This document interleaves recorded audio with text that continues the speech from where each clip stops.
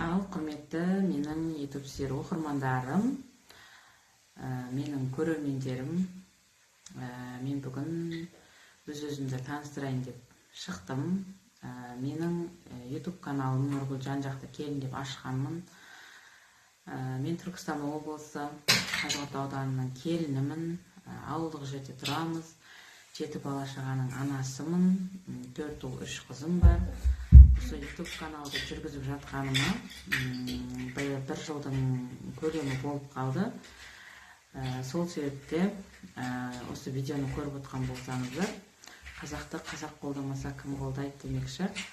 Маған тіркеліп, лайк басып, пікірлеріңізді жазып, қолдауларыңызды сұраймын.